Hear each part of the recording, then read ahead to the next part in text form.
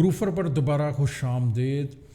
जब हम कोई भी अकाउंटिंग के अंदर डॉक्यूमेंट पोस्ट करते हैं, इनकरेक्टली पोस्ट कर लेते हैं और इसका रिवर्सल क्रिएट करते हैं, तो नॉर्मली जो उसका रिवर्स अफेक्ट का एक नया डॉक्यूमेंट जनरेट हो जाता है। अगर हमने वेंडर बिल पोस्ट की है तो उस केस के अंदर जो वेंडर है वो क्रेडिट हो रहा है, लेकिन जब हम उसका रिवर्सल डालेंगे तो वो डेबिट हो जाएगा। उडू के अंदर एक बहुत ही अमेजिंग फीचर है स्टोरनो अकाउंटिंग का। तो समटाइम्स रिक्वायरमेंट ये होती है कि जो वेंडर है वो क्रेडिट साइड पर ही रहना चाहिए, लेकिन जब उडू के अंदर हम स्टोरनो अकाउंटिंग को एक्टिवेट कर देते हैं तो ये बिहेवियर चेंज हो जाता है। जब हम रिवर्सल डॉक्यूमेंट जनरेट करते हैं तो वेंडर क्रेडिट ही रहता है, लेकिन उसकी जो क्रेडिट अमाउंट है वो माइनस में चली जाती है, और इसी तरीके से जो सब्सीक्वेंट डेबिट होता है वो भी डेबिट साइड पर ही रहता है और माइनस हो जाता है। तो आज के इस लेक्चर में हम स्टोरनो अकाउंटिंग को देखते हैं कि उडू में उसको किस तरह एक्टिव करके हम यूज़ कर सकते हैं। तो चलिए स्क्रीन पर चलते हैं और देखते हैं स्टोरनो अकाउंटिंग को उडू में कैसे कॉन्फ़िगर कर सकते हैं। तो मैं इस वक्त अपने उडू स्क्रीन पर आ चुका हूं। तो हम अकाउंटिंग में चलते हैं और यहाँ पर वेंडर बिल्स हम एक बिल क्रिएट करते हैं और यहाँ पर हम वेंडर एक नया ओपन कर लेते हैं टेस्ट वेंडर 1 के नाम से। ये मैंने टेस्ट वेंडर 1 ओपन कर लिया है और इसको हम सेव कर देते हैं। बाकी डाटा हम अभी मेंटेन नहीं करते। और यहाँ पर स्टोरनो अकाउंटिंग टेस्टिंग, ये मैंने यहाँ पर इसकी डिस्क्रिप्शन दे दी है और यहाँ पर हम 1000 यहाँ पर हम 1500 यहाँ पर मेंशन कर देते हैं। ये 1500 डॉक्यूमेंट के साथ मैंने इसको सेव कर दिया है और यहाँ पर हमें बिल डेट देना है। तो बिल डेट मैंने करंट डेट यहाँ पर मेंशन कर दिया और इसको कंफर्म कर दिया है। कंफर्म करने के बाद इसकी जर्नल आइटम्स को देख लेते हैं। तो अकाउंट पेबल 1500 से क्रेडिट हो रहा है और एक्सपेंस 1500 से डेबिट हो रहा है। अब ये डॉक्यूमेंट हम इसको रिवर्स करते हैं। मेरे पास रिवर्स करने के लिए क्रेडिट नोट है। स्टोरनो अकाउंटिंग इनकरेक्ट अमाउंट रिकॉर्डेड, ये हमने यहाँ पर लिखा है। मैं इसको सिर्फ रिवर्स नहीं करता, रिवर्स एंड क्रिएट इनवॉइस कर लेते हैं हम यहाँ पर। तो ये मेरे पास एक नई इनवॉइस क्रिएट हो चुकी है।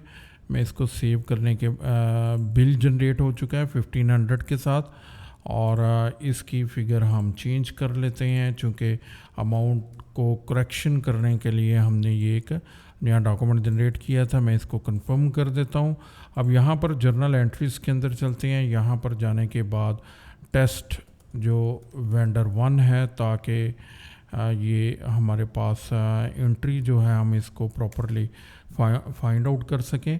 तो यहाँ पर देखें कि मेरे पास पहले बिल 1500 के साथ जनरेट हुआ, माइनस साइन के साथ आ रहा है। उसके बाद क्रेडिट नोट जनरेट हुआ है जिसमें 1500 प्लस के साथ आ रहा है और उसके बाद अगेन करेक्शन के बाद 1200 हमने जनरेट किया। यहाँ पर अगर हम इसको ओपन कर लें जर्नल एंट्री, यहाँ पर अकाउंट पेएबल क्रेडिट है और एक्सपेंस डेबिट है।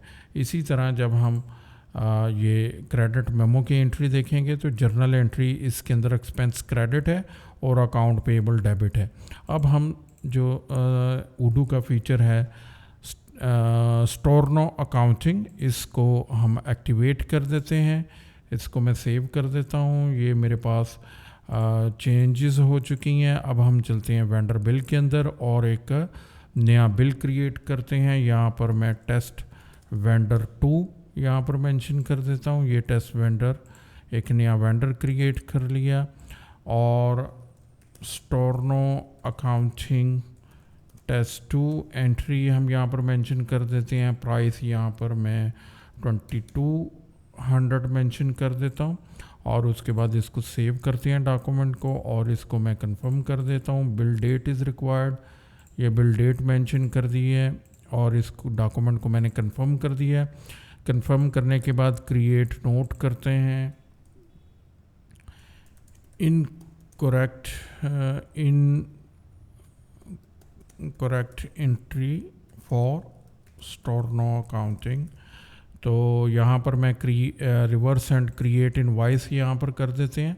तो ये एक और इनवॉइस क्रिएट हो चुकी है। मैं बिल डेट चेंज कर देता हूँ और यहाँ पर 2100 हम कर देते हैं, चूँकि करेक्शन अमाउंट करेक्शन था, इसको हम सेव कर देते हैं।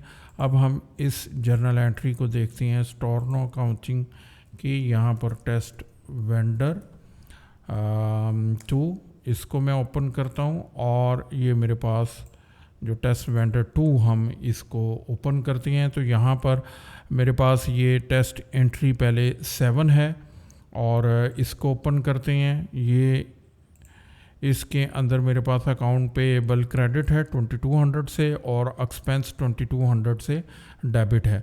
अब इसका मेमो हम ओपन करते हैं तो अगेन अकाउंट पेएबल क्रेडिट है, एक्सपेंस अकाउंट डेबिट है, लेकिन इसके साथ माइनस साइन है। तो स्टोरनो अकाउंटिंग एक्टिवेट करने के बाद अकाउंट पेएबल के अंदर माइनस 2200 से क्रेडिट हुआ है और इसी तरह एक्सपेंस माइनस 2200 से डेबिट हुआ है। जबकि रेगुलर जो हमारा रिवर्सल था उस केस के अंदर जो एंट्री है हमारी डेबिट और क्रेडिट वो रिवर्स हो गया था, अकाउंट पेएबल डेबिट हो गया था और क्रेडिट हमारे पास 1500। तो ये स्टोरनो अकाउंटिंग का फीचर है जो कि माइनस साइन के साथ आपकी transaction at the time of the reversal post करता है। तो आज के इस लेक्चर में हमने स्टोरनो अकाउंटिंग को देखा और स्टोरनो अकाउंटिंग को एक्टिव करके कुछ रिवर्सल हमने जनरेट की। उम्मीद है कि आपको स्टोरनो अकाउंटिंग का कॉन्सेप्ट डिटेल के साथ समझ आ गया होगा। Thank you.